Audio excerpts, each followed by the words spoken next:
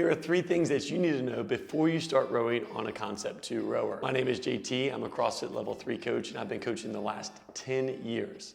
And I want to make a video on 3 things I see for people that are maybe either new to rowing or honestly some people that have been rowing for a while that still don't get. Also, stay tuned for the end of the video because I do have a rowing workout for you to try. The first common mistake that I see is a lot of people get on the rower and they don't adjust the foot straps. They kind of just get in and they just strap their feet in and start rowing. Well, that foot strap should be over the widest part of your foot. So if you go ahead and put your feet in the base and your heels are all the way down, that strap should go over like the widest part of your foot where your toes kind of flex. That way, if you do come down and your heels come up slightly, you have that little bit of wiggle room there. Now, in order to adjust these, you'll simply lift the top tab up and then move the whole plastic piece either up or down to get your foot sized correctly and get that strap over the widest part of your foot. You'll also notice that there are some numbers there, and take a look at what number that is. That way the next time you get in the row, you can simply adjust that up or down to be your right foot size for rowing. But it also helps us getting in and out of the rower quickly. So I do see some people get in the row and just pull those straps as tight as they can. What I like to do is I like to go ahead and pull the straps, but not all the way as tight as I can get them. I like to be able to fit my fingers between the straps and my foot, giving me just a little bit of slack there. And that allows me to slide my foot in and slide my foot out without having to mess with the strap. Now, that being said, if you did tighten the straps down, man, how do you get out of the rower? I'm gonna be honest with you, I have had some people just get so frustrated they've taken their shoes off on the rower. How you would get out of the rower is simply press both plastic tabs down away from you as you lift your toes up towards you. And that will loosen the strap, giving you a little bit more wiggle room to get your feet out. Now, the harness here that holds your heel in is great for when you're rowing, but sometimes when it comes to taking your foot out of the rower, it makes it a little bit more challenging. So I like to think about kicking my toes up to the monitor, lifting my heel up, and then pulling my foot out. That also helps, just to slide right in. Go ahead and start your row, and then to be able to slide out whenever you're done. The second mistake that I see a lot is not adjusting the damper setting at all, or throwing the damper setting all the way up to 10, because 10 is better, right? Basically what that damper setting is doing is that is allowing more air to get into the flywheel to slow that flywheel down. So when that damper is all the way up to 10, the fan is wide open and all that air comes in and slows it down.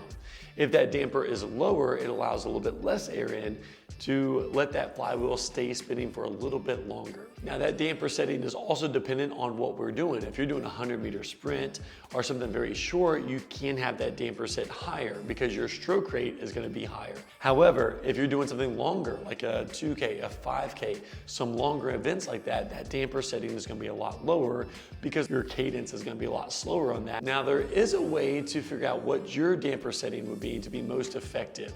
And that's going into the monitor and looking up your drag factor. How you do that is you're basically going to go into the menu button. You'll press that until you get to your home screen. Then you'll select more options, display drag factor, and you're gonna see a box there. And what I want you to do is go ahead and get strapped in and start rowing at what you would normally row at, your kind of comfortable pace. And you're gonna see a number flash. Every time that you pull the handle, it's gonna change. Don't even worry about that number. Just row and get a couple good strokes in there and see what that number kind of averages out to. If that number is anywhere between that 120 and 130 mark, we're gonna say it's good. If it's above that 130, we're gonna need to bring that down just a little bit. Ladies, it should be around 120 to 125. Fellas, we're looking around 125 all the way up to 130. So what you would do is if you are realizing you're pulling a 140 on your drag factor, lower that down and do that test again. Do a couple of strokes. Don't try to change that number. Just row at the same cadence and the same power that you were rowing before and just see what the drag factor says. If you went too low and now it's reading 110 or 115, bump that up. You'll kind of repeat that back and forth where it's gonna be perfectly within that like 120 to 130 range, depending on who you are. That is now your personalized damper setting. Depending on your weight and your height, that is personalized now for you to be the most effective on the rower as you can. Now, before we get on to the third tip, if you're getting a lot of value out of this video, please like and subscribe, especially if you're new here. Now, the third thing is a lot of people just don't know how to read the monitor. So there's a couple different settings. I'm gonna show you 2. One that I prefer, it gives you a lot of data, and one that gives you less data. It's a little bit easier to read because it's so much bigger on the screen. So when you turn your monitor on, you'll either pull the handle to get the monitor on, or you'll press the menu button. Select just row for now. Now, once your monitor comes on, you may have a different display setting than what I'm seeing right here. So I want you to go ahead and press the very top right button, or that's gonna be the setting that's gonna give you the most data. What you'll see at the top right corner is your strokes per minute. Right next to that, you'll see your overall time. Below that, the big number that you see, that is your 500 meter split time. So you may be pulling, say, a 2-minute 500 meter split. That means it would take you 2 minutes to get 500 meters. Right below that is gonna be our total meters that you've gone so far. Below that is your average 500 meter split. So like I said before, the big number shows you your split, 500 meter split, but it changes with every pull. But say you came out and you were rowing a 130, and then a 140, and then a 135, and then a 210. You're kind of a little bit all over the place. What this average 500 meter split will show you the overall average of the entire row. Next, we'll show you your split meters. And then at the very bottom, it's gonna show your projected meters in 30 minutes. Now this number does change if you have your rower set up to count down. So say you're doing a 500 meter row test, that number will give you a projected finish time. So if you're trying to do your 500 meter row in 2 minutes, but you'll be able to look down at the bottom and be like, man, I'm at 2:01. So I need to speed up just a little bit to get under that 2 minutes if that's your goal. So being able to see what your projected finish time is also very important. Now the other screen that doesn't give you as much data, but is also just a little bit easier to read, less stuff on the monitor, is if you press the very bottom button here on the right above the menu button, you press that. It gives you a very simple breakdown. The very top number, that's your time. That's how long you've been rowing. Right below that is your split time, your 500 meter split. Like we talked about, that's ever changing if you do speed up or slow down. If you're consistent, man, that number is gonna stay the same the entire time. But normally it bounces up and down just a little bit. Right below that is how many meters we've gone so far. Down at the bottom left is our stroke rate.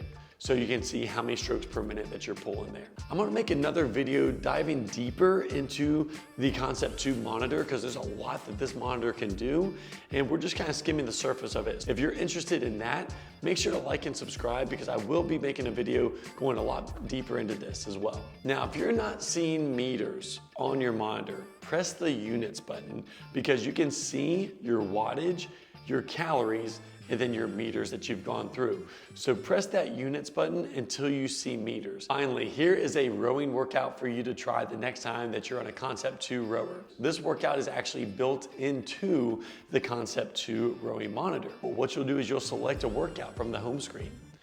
You'll go to custom list. It's the fourth one down. It says V140/20. If you press that, you'll see the rowing intervals.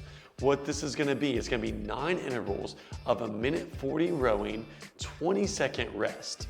And it's gonna do all the time for you. It's gonna already have it preset to count down from 1:40 all the way down to 0. It's gonna calculate your rest for you. It's gonna calculate the 20 seconds. It's gonna tell you when to row again because it's gonna kick up that next interval. Now, after the 5th interval, you will get a 2-minute break. It is built into the monitor here. You'll see it after that 5th one, you'll see instead of 20 seconds, 2 minutes. And that means you get a little bit of a breather right at that kind of halfway point. So the next 4 rounds, you're gonna be able to hit it really hard. Again, another 1:40 on, 20 off for the last 4 rounds. Give this a try. If you do, let me know how it goes and let me know how many total meters you got in this workout. Again, thanks for tuning in. Let me know if you guys have any questions in the comments and I will see you guys in the next video.